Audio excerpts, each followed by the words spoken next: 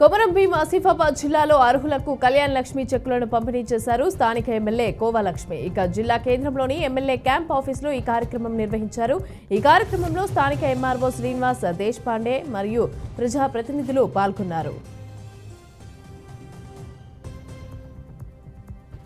కాంగ్రెస్ ప్రభుత్వం మహిళలకు పెద్దపీట వేస్తుందని కాంగ్రెస్ పార్టీ రాష్ట్ర మహిళా అధ్యక్షురాలు సునీతారావు అన్నారు. ఇక హైదరాబాద్ బాగ్ అంబర్పేట ప్రభుత్వ పాఠశాలలో రాహుల్ గాంధీ జన్మదిన వేడుకలను ఖైరతాబాద్ జిల్లా అధ్యక్షురాలు శంభుల ఉషాశ్రీ అలాగే టీపీసీసీ రాష్ట్ర కార్యదర్శి శంభుల శ్రీకాంత్ గౌడ్ ఆధ్వర్యంలో ఘనంగా జరిగాయి. అయితే ఈ కార్యక్రమంలో కాంగ్రెస్ పార్టీ రాష్ట్ర మహిళా అధ్యక్షురాలు సునీతారావు ముఖ్య అతిథిగా పాల్గొని కేక్ కట్ చేసి రాహుల్ గాంధీకి జన్మదిన శుభాకాంక్షలు తెలిపారు. ఏపీ ముఖ్యమంత్రిగా పవన్ కళ్యాణ్ బాధ్యతలు స్వీకరించిన సందర్భంగా జనసేన నాయకులైతే సంబరాలు జరుపుకున్నారు. ఇక ప్రకాశం జిల్లా రాచర్ల మండలం ఆనంపల్లి గ్రామంలో ఓ మండల జనసేన అధ్యక్షుడు పుట్ట బాలకృష్ణ ఆధ్వర్యంలో ఈ కార్యక్రమం అయితే నిర్వహించారు. ఇక ఎన్డీఏ హయాంలో అన్ని రంగాలలో రాష్ట్రం అభివృద్ధి చెందాలని ఆకాంక్షించారు. ఈ కార్యక్రమంలో ముఖ్య అతిథులుగా భారతీయ జనతా పార్టీ నాయకులు అలాగే జనసేన నేతలు పాల్గొన్నారు. ఉప ముఖ్యమంత్రిగా బాధ్యతలు స్వీకరించిన పవన్ కళ్యాణ్ కు అభినందనలు తెలిపారు రామాయణపు కోటి. ఇక ఈ సందర్భంగా ఆయన మాట్లాడుతూ కూటమి విజయంతో ఆంధ్ర రాష్ట్ర ప్రక్షాళన మొదలైందని అన్నారు. ఆంధ్ర రాష్ట్రాన్ని అభివృద్ధి పథంలో నడిపించడానికి నడుం కట్టుకొని ముందుకు వచ్చిన జనసేన అధినేత పవన్ కళ్యాణ్ కు తమ మద్దతు ఎప్పుడూ ఉంటుందని వెల్లడించారు. ఇక ముందుగా ఆయన అఖండ మెజార్టీతో గెలిపించిన పిఠాపురం ఓటర్లకు ఆయన అభిమానులకు పాదాభివందనలు. తిరుపతి జిల్లా చంద్రగిరి ఎమ్మెల్యే పులివర్తి నాని మానవత్వాన్ని చాటుకున్నారు. ఇక పాకాల నుంచి తిరుపతికి వస్తున్న ఎమ్మెల్యే పులివర్తి నాని ఆయన ముందు వెళ్తున్న టాటా ఎస్ వాహనం మామూరు సమీపంలో అదుపు తప్పి ప్రమాదానికి గురై బోల్తా పడితే అయితే ఈ ఘటనలో డ్రైవర్ కిరణ్ కుమార్ వాహనంలో చిక్కుకున్నాడు. అయితే ఎమ్మెల్యే పులివర్తి నాని వెంటనే తన వాహనాన్ని ఆపి సిబ్బంది సహకారంతో కిరణ్ కుమార్ను బయటకు తీసుకువచ్చారు. ఇక పెట్రోలింగ్ వాహనంలో కిరణ్ కుమార్ను హాస్పిటల్కి తరలించారు. మెరుగైన వైద్యం అందించాలని ఎమ్మెల్యే పులివర్తి నాని వైద్యులకు ఆశించారు.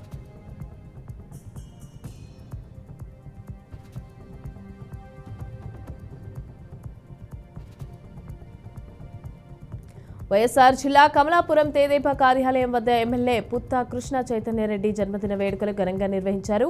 ఇక కార్యకర్తల నడుమ కేక్ కట్ చేసి అందరికీ పంచారు. కార్యకర్తలు ఏర్పాటు చేసిన రక్తదాన శిబిరాన్ని ప్రారంభించారు. ఇక నిర్వాహకులకు అభినందించిన చైతన్యారెడ్డి రక్తదాతలకు ప్రశంసా పత్రాన్ని అందజేశారు. పుట్టినరోజు సందర్భంగా ఏర్పాటు చేసిన కబడ్డీ వాలీబాల్ క్రీడలను జిల్లా నాయకులు ప్రారంభించి క్రీడాకారులను అభినందించారు. గెలుపొందిన క్రీడాకారులకు ఎమ్మెల్యే చేతుల మీదుగా బహుమతులను ప్రదానం చేశారు.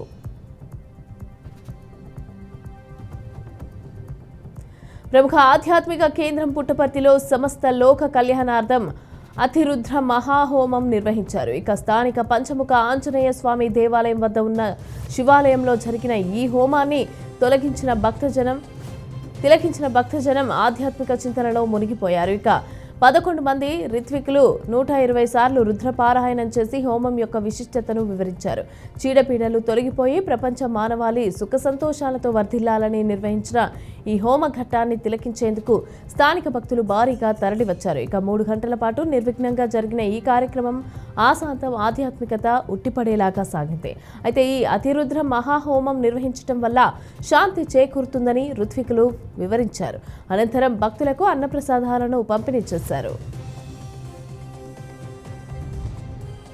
తిరుమలలో టీటీడీ ఈవో అధికారులను ఉరుకులు పరుగులు పెట్టిస్తున్నారు. ఇక ఛార్జ్ తీసుకున్నప్పటి నుంచి భక్తుల అవసరాలకు టాప్ ప్రయారిటీ ఇస్తున్నారు. ఇక అందులో భాగంగానే తిరుమల శ్రీవారి మెట్టు కాలిబాట మార్గంలో 1200 మెట్టు వద్ద దివ్య దర్శనం టోకెన్లను మళ్లీ పునఃప్రారంభించాలనే నిర్ణయం తీసుకున్నారు. ఇక ఏపీఎస్ఆర్టీసీ టూరిజం కోటాలో దర్శనం టికెట్లు ఎలాంటి దుర్వినియోగం జరగకుండా చూడాలని ఈవో ఆదేశాలు ఇచ్చారు. తరచూ వసతి గృహాలు తీసుకుంటున్న వారి జాబితాను కూడా సిద్ధం చేయాలని, కొండపైన దుకాణదారులను ఏరిపారేయాలని అధికారులకు సూచించారు. ఇక రెవెన్యూ పంచాయతీరాజ్ శాఖపైన సమీక్షించిన ఆయన తిరుమల స్థానికులకు కేటాయించిన ఇల్లు, హోటళ్లు, వాణిజ్య దుకాణాలు, వాటి అద్దెలు అలాగే డోనర్ కాటేజీల పరిశీలించారు. ఇక యాత్రికుల రద్దీ అధికంగా ఉండి దాదాపు 5 కిలోమీటర్లకు పైగా విస్తరించి ఉన్న క్యూ లైన్లను పర్యవేక్షించడానికి తక్షణమే ఒక అసిస్టెంట్ ఎగ్జిక్యూటివ్ ఆఫీసర్ని ప్రత్యేకంగా నియమించాలని ఈవో ఆదేశించారు. చిత్తూరు జిల్లా కుప్పం మండల పరిధిలోని మల్లనూరులో కాంగ్రెస్ నేత పళని ఆధ్వర్యంలో కాంగ్రెస్ ఎంపీ రాహుల్ గాంధీ జన్మదిన వేడుకలు ఘనంగా నిర్వహించారు. ఇక ఈ సందర్భంగా కాంగ్రెస్ జిల్లా అధ్యక్షుడు భాస్కర్ చేతుల మీదుగా కేక్ కట్ చేసి పంచిపెట్టారు. ఇక ఈ సందర్భంగా భాస్కర్ మాట్లాడుతూ రాహుల్ గాంధీ ప్రధాని అవ్వటం ఖాయమని ఆయన ధీమా వ్యక్తం చేశారు. ఇక ఈ కార్యక్రమంలో కాంగ్రెస్ నేతలు తదితరులు పాల్గొన్నారు.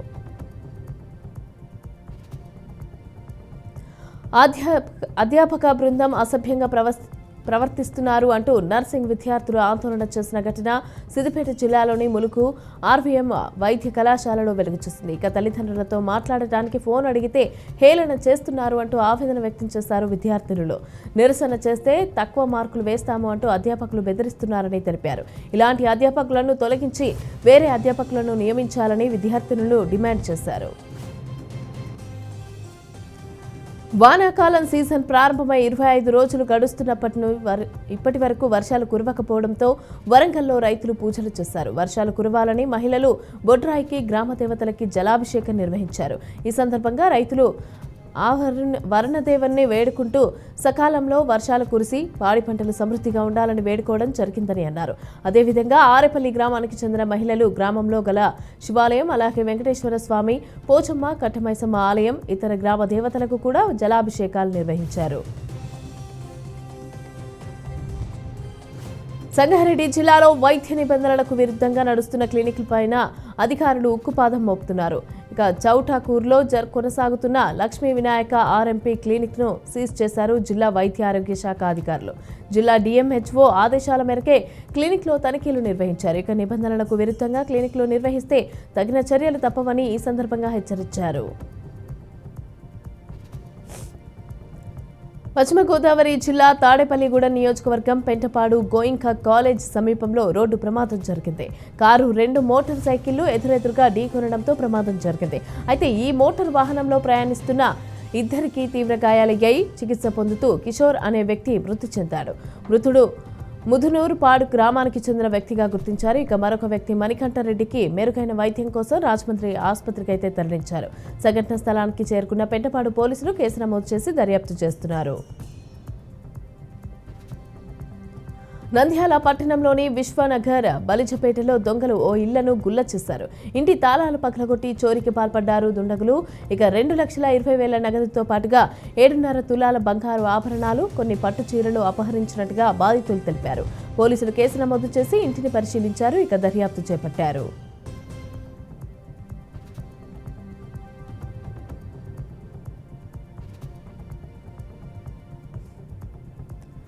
మధ్యప్రదేశ్ నుంచి మచిలీపట్నం రైలు పట్టాల లోడుతో వెళ్తున్న లారీ భద్రాద్రి కొత్తగూడెం జిల్లా దమ్మపేట మండలం గుర్వాయిగూడెం గ్రామం సమీపంలో ఎదురుగా వస్తున్న వాహనాన్ని అయితే తప్పించబోయి రోడ్డు పక్కనే ఉన్న చెట్టుని ఢీకొట్టి బోల్తా పడింది. అయితే దీంతో లారీలో ఉన్న రైలు పట్టాలు చెల్లాచెదురుగా పడి లారీ మొత్తం నుజ్జునుజ్జు కావడంతో లారీ డ్రైవర్, క్లీనర్ లారీ కింద భాగంలో ఇరుక్కుపోయారు. అయితే సంఘటన స్థలానికి చేరుకున్న పోలీసులు ఎంత ప్రయత్నించినప్పటికీ డ్రైవర్, క్లీనర్ బయటకు కనిపించకపోవడంతో 4 జేసీబీల సహాయంతో 2 గంటల పాటు శ్రమించి లారీ డ్రైవర్ అలాగే క్లీనర్ని బయటకు తీశారు. డ్రైవర్ మృతి చెందగా చావు బ్రతుకుల మధ్య కొట్టుమిట్టాడుతున్న క్లీనర్ని పోలీసులు కాపాడి పాల్వంచ ప్రభుత్వ హాస్పిటల్కి తరలించారు.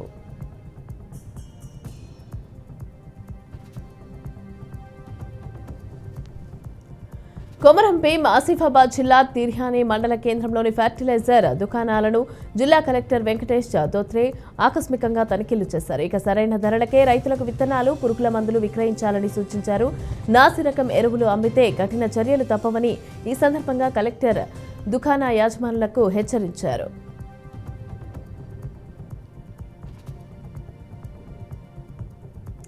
కొమరంభీం ఆసిఫాబాద్ జిల్లా కుకునూరుపల్లి పోలీస్ స్టేషన్ పరిధిలో నిన్న జరిగిన యాక్సిడెంట్లో కొమరంభీం జిల్లావాసి మృతి చెందాడు. ఇక ఆసిఫాబాద్ మండలం రాహపల్లి గ్రామానికి చెందిన అతడే ఆడే తిరుపతిగా గుర్తించాడు. ఇక అతని పెదనాన్న కొన్ని రోజులుగా అనారోగ్యంతో బాధపడుతూ ఉండగా తిరుపతి మరియు ఆడే స్వామి అనే ఇద్దరు కలిసి కూడా అతని కారులో తీసుకుని హైదరాబాద్ హాస్పిటల్లో అడ్మిట్ చేసి తిరిగి వస్తూ ఉండగా ప్రమాదం జరిగింది. అయితే ఆగి ఉన్న వ్యాన్ని అతివేగంగా ఉన్న కారు వెళ్లి తగలటంతో తిరుపతి అక్కడికక్కడే మృతి చెందాడు. మిగతా వారికి తీవ్ర గాయాలు కావడంతో ఆసుపత్రికి తరలించారు. ఇక మృతుడికి భార్య, 2 పిల్లలు ఉన్నారు. ఈ విషాదంలో రాహపల్లి గ్రామం శోకసంద్రంతో నిండిపోయింది.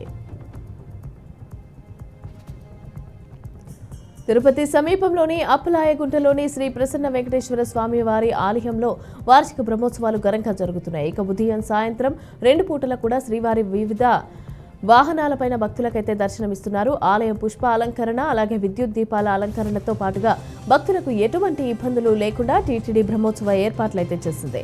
ఇక తిరుపతి నుంచే కాకుండా చంద్రగిరి, రేణిగుంట, పుత్తూరు పరిసర ప్రాంతాల నుంచి కూడా ప్రజలు పెద్ద సంఖ్యలో అప్లాయిగుంట దేవాలయంకి చేరుకొని బ్రహ్మోత్సవాలలో పాల్గొంటున్నారు. ఇక ఉత్సవాల ఊరేగింపుతో వివిధ కళా ప్రదర్శనలు భక్తులను ఎంతగానో ఆకట్టుకుంటున్నాయి. ప్రతి సంవత్సరం ఇదే మాసంలో 9 రోజుల పాటు బ్రహ్మోత్సవాలను శ్రీ ప్రసన్న వెంకటేశ్వర స్వామి ఆలయంలో జరుగుతాయి.